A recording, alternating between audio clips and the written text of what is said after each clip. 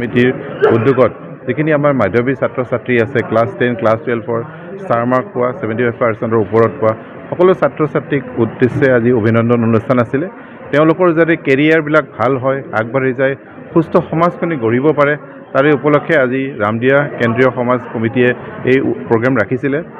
ইয়াত গোটেই সমাজৰ ৰাইজ আহিছিলে তাৰ লগতে অভিভাৱকবিলাক আহিছিলে আৰু ছাত্ৰ ছাত্ৰীবিলাক আহিছিলে তেওঁলোকক মানপত্ৰৰ লগতে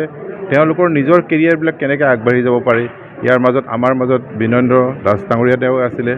আৰু অধ্যাপক ডক্টৰ বিশ্বজিৎ দাস ডাঙৰীয়া আহিছিলে আমি সকলোৱে মিলি তেওঁলোকক উৎসাহিত কৰিব চেষ্টা কৰিছিলোঁ নিজৰ যাতে দিশবিলাক নিজৰ সমাজখন নিজৰ কেৰিয়াৰৰ লগত নিজৰ সমাজখনকো যাতে ভাল পায় আমাৰ যাতে ৰামদিয়াৰ লগতে সাজুখনক যাতে মৰম কৰে চেনেহ কৰে মুখ্যমন্ত্ৰী ডাঙৰীয়াই কোৱাৰ নিচিনাকৈ যে নিজৰ গাঁওখন নিজৰ দেশখন নিজৰ জাগাটোক সন্মান কৰিব শিকিবা নিজৰ পিতৃ মাতৃক সন্মান কৰিব শিকিবা নিজৰ কেৰিয়াৰৰ লগত নিজৰ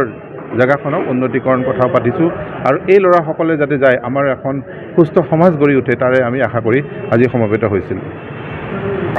অভিনন্দন গ্ৰহণ নিজে আনন্দিত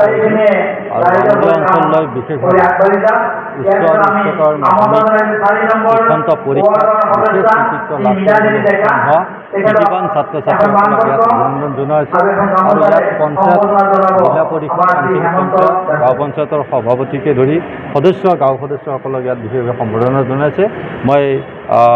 ৰামদিয়া সমাজ উন্নয়ন সমিতিক বিশেষভাৱে ধন্যবাদ জ্ঞাপন কৰিছোঁ সামাজিক দায়িত্ব পালন কৰি সমাজৰ হৈ ভাল কাম কৰা বা ভাল কৃতিত্ব অৰ্জন কৰা ছাত্ৰ ছাত্ৰীসকলক এনেদৰে ৰাজহুৱাভাৱে সম্বৰ্ধনা জনাই সমাজখনৰ যিটো এটা ভাল দিশত আগুৱাই নিয়াৰ যি চিন্তা এই চিন্তা সঁচাই ধৰি শলাগ ল'ব লাগিব আৰু ৰামদিয়া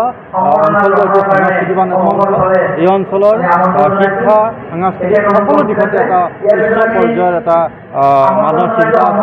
ভৱিষ্যত এই ছাত্ৰ ছাত্ৰীসকলে যাতে সমাজ জীৱনৰ প্ৰতিটো স্তৰত উন্নতি লাভ কৰি নিজৰ জীৱন উজ্বলাই তুলিব পাৰে তাৰ কাৰণে তেখেতসকলৰ মই শুভেচ্ছা জ্ঞাপন কৰিছোঁ।